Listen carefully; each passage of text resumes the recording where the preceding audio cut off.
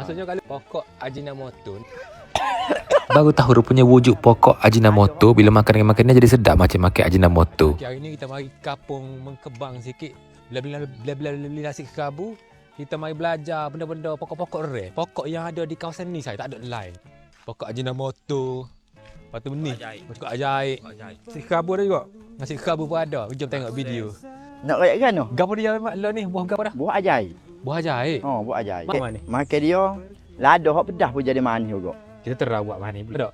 Rumah abang mak ni dia ada macam-macam jenis pokok hok pelik-pelik. Pokok Ajinomoto. Pokok Ajinomoto. Kalau tak suka Ajinomoto boleh guna pokok tu. Dulu. Pokok putih dia. Jauh juga ni daripada Kota Baru. Baru. Oh, Kota Baru. Makan hok ni semua benda jadi manis. Makan selimah pun manis. Keselima manis hok ni.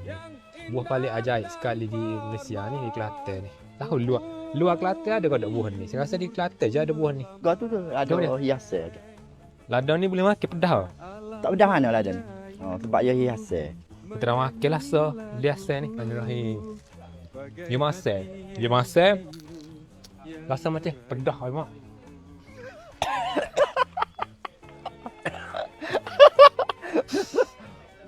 Ya saya gau pedas kita mau. Okey, kita nak hilangkan makan buah ajaib. Tak gari gau pun. Dah hilang. Oh dah ya saya. Apalah. Ni kau okey, ni nama dia pokok Ajinomoto ni. Pokok Ajinomoto. Dapat nama kan tu? Dapat nama. Tak tahu tu waktu tu. Oh, tapi pokok Ajinomoto lah nama dia ni. Oh. Pucuk dia boleh nak celah ni pucuk dia ni. Maksudnya kalau kita buah sayur jadi semacam Ajinomoto. Tak juga macam sayur lemuk lah buah boleh lah. Oh, dia ke rasa masing-masing. Ya. Ni pokok Ajinomoto ni. Ambil mana pokok ni? Ambil daripada Tok Bali. Tok Bali. Gua tanah dia. Kepih ni. Kepih? Kepih. Kepih pokok. Kepih. Lepas kita pocok lah. Pocok sini? Pocok sini ya. Tu cara tanah pokok Ajinomoto. Pokok Ajinomoto siapa? Tanah. Lepas tu daun ni akan luruh daun. Tak luruh. Ni baru pocok mari ni. Mari dulu ni. Biar saya nak ke tanah. Lepas ni kamera street penuh dengan pokok Ajinomoto. Senang. Tak cukup jenis Ajinomoto nasi ayam kita bakar repih pokok ni je. Boleh. Memang dia terah abela makin cebudu. Cebudu sedap? Sedap. Celor tu cebudu. Dia panggil pokok Ajinomoto. Pertama kali jumpa di Kelantan. Boleh buat gratis Ajinomoto pokok ni. Oh, yang mesin buat jadi. Buat Ajinomoto. Boleh jadi. Tepi air sungai pun tak ada. Sungai, nak ngai boleh.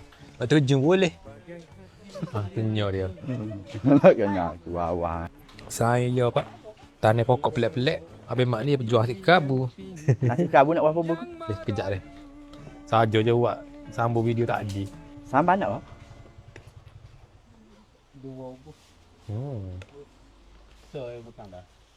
2 buku besar sambal. Pilih kepuk. Pohon apa? Pohon. Abang nak pohon ni abang ni. Kalau gitu apa yang mak tadi? Ni? 7 ya. 7 hijau. Biar abang mak tak siap beli dah saat ni. Terima kasih mak. Jumpa lagi dah. Sama-sama. Sek Mung tak sekolah di Cameron Street ada jual roti bakar cicoh dengan sup. Wah. Lembut lah daging dia. Memang power. Rasa manis daging dia tu. So ni dia memang masak dengan daging. Dia mari dengan lemak-lemak ada. Hok mana main dengan family bawa-bawa orang tua tu tak boleh makan benda kerah ke apa, boleh makan dengan roti ni. Tua tak boleh makan dessert ke apa. So dia boleh makan lah roti cicoh dengan sup macam ni. Kalau tak saya makan roti boleh makan sup hok cicoh dengan daging. Makan dengan nasi. Hanya ada di Cameron Street.